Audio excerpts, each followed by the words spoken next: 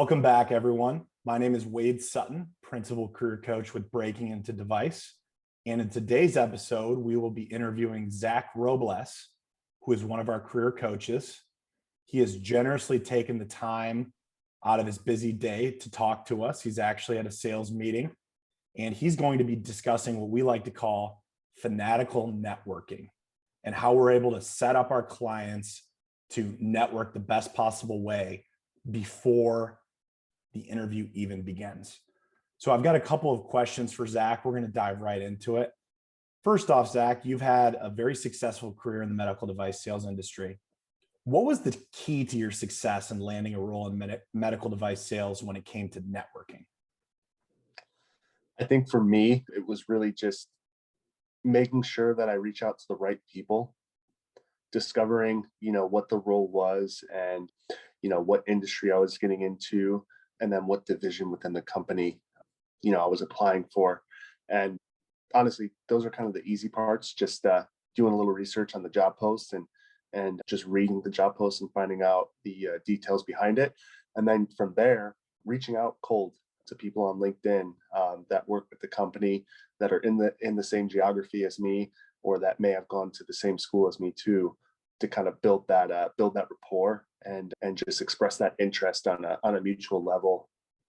When you find someone who has some sort of common experience with you, like going to the same school or being in the same geography, you can build on that and you can express your interest in the position. And from there, you can kind of sell yourself right there. I mean, you could just consider the interview process started right then and there, even though a recruiter hasn't even reached out. That's a great point. I think a lot of our clients think the interview process starts when you have an interview, but it actually starts long before that. And something impressive that you really did was building up a network within your geography. You still, to this day, have an incredibly strong network within your geography. And I think that'll serve you for your entire career. So kind of moving on to the next question, efficiency versus effectiveness. So is it better to reach more people when you network or to have better quality connections? And I know this is a tough question. It's kind of a double-edged sword, but what's your take on it? Well, I mean, to your point, you said I still have some pretty good connections within the industry on LinkedIn, especially within my geography. So efficiency, I'll speak to that first. And I know it is kind of a double-edged answer there, but I've probably got, over 100, medical device salespeople connections within my small little region, which I'm in rural Iowa. So it's not a really dense market. So it's kind of a small world when you're looking at that tiny market. And that's probably the bulk of it too. I wouldn't say I have 100% of the med device sales connections because, some people don't have LinkedIn, but I'm confident that I have a good bulk of them. So you definitely want to do that because, when it comes time to apply, even if you're, you're not applying for a position for, say, NuVasive, and you see someone who works for that company and they're in your preferred geography, I would still connect with them because you never know when it might come in handy down the road. And if you already have that connection established, you can reach out to that person via LinkedIn, or if they have their phone number there, you can call them, text them, or even email them. So I'm definitely big on efficiency. I definitely wouldn't hold back on that at all. But kind of, when you do zero in your sights on what you're looking to do, or if there's a position that was posted that you want to apply for, definitely focus on the quality of that relationship. And that's kind of when you want to hyper focus on maybe a handful of connections that work for that company and at that point, they don't even have to be in the same geography. They could be in maybe the same region in a state that's next door. And, you could even connect with people, they might not even have to be in sales. They could be sales support functions or marketing functions. You definitely want to zero in and then make sure that you're nurturing those relationships and expressing your interest. Make sure that those individuals that are within the company that you're applying for, make sure that they know what your motive is, which is to secure the position that you're interested in applying for. That's a great answer, Zach. Two things that I really liked about that answer. One was being transparent, letting them know your motive, letting them know you're excited about a career at their company. And number two, which is really creative that you dropped in there, not just focusing on sales reps at that company, focusing on sales support, marketing, product management, operations, and maybe even folks that aren't in your same state because they might be in the same region under the same manager. So those were awesome points, Zach. Yeah. And I know this is a question we get that kind of pigtails off of my second question there. We get this from a lot of our aggressive clients: persistent versus annoying.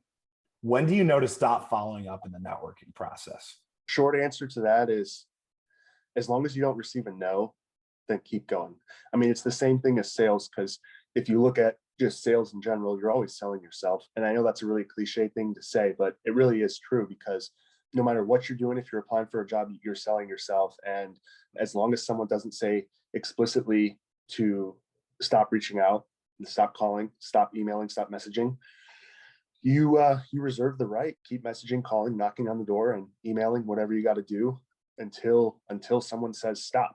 And by all means, if they explicitly say stop calling me, stop emailing me, that's when I would say you're probably getting annoying and you should probably slow it down a little bit.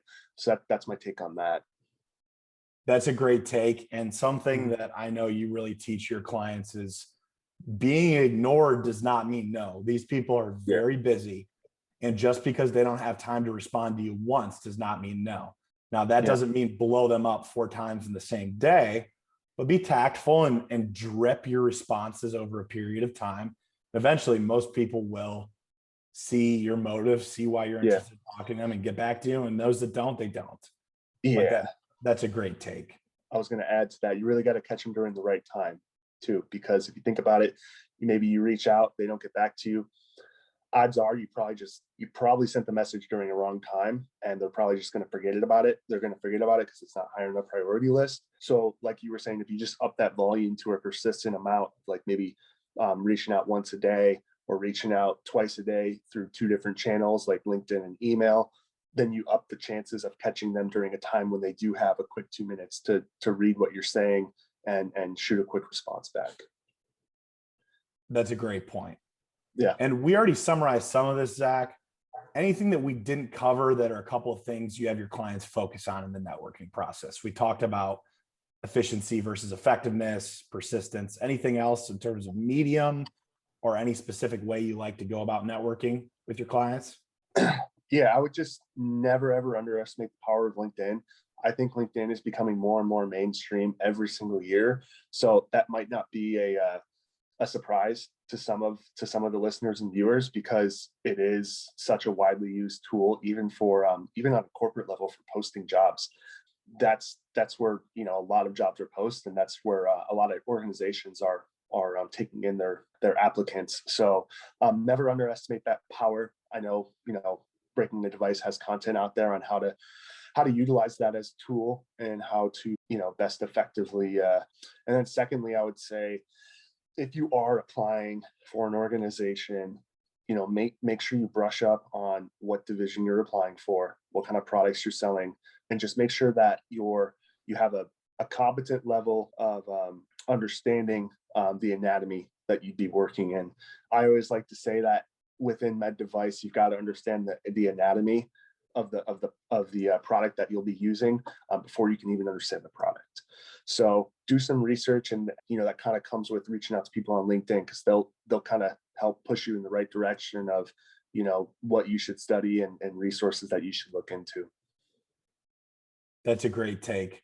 I really think there is nothing worse than when someone reaches out to me and they haven't done any pre-work. I mean, not even try to scratch the surface. I think your idea to study the anatomy first and then layer on a little bit of products, you don't have to be an expert, but usually organizations' websites have just a plethora of data available that you can brush up on, and maybe even as short as 30 minutes that at least show the people you're networking that you care. And once again, kind of piggybacking off of that, you're in the industry now, Zach. I'm sure you have a ton of people reaching out to you, like people reach out to me. What are some other big no-nos that turn you off when people try to connect with you? Yeah, I would say, again, just not doing any research. But the other like pet peeve of mine is letting go of your level of professionalism and kind of treating a conversation that someone would have with me as more of like a friendly conversation. If I'm going to recommend someone to a hiring manager, I want to be confident that one, they're going to give it their all, and two, they're not going to embarrass me. So if someone would reach out to me, or if you would reach out to someone else, like another sales rep about applying for a job, just make sure you maintain a high level of professionalism. Good rule of thumb is, try to mirror the person that you're talking to, and then just take it up one notch. So always try to be more professional with the way that you're presenting yourself on the phone, and try not to use words that are like slang words, or words that you may use in a more relaxed setting. Just try to stay very professional, clean cut. Again, state your motive, make sure that they know what you want to do, and make sure you close them. That's stellar advice, Zach. Thank you so much for your time today. We'll let you run and get back to that sales meeting, but I'm glad we could really cover Fanatical networking today. And for next week's episode, we're going to be talking about something a little bit different. We're going to pivot. But thank you so much, Zach, and enjoy the rest of your day. Thanks, Wade.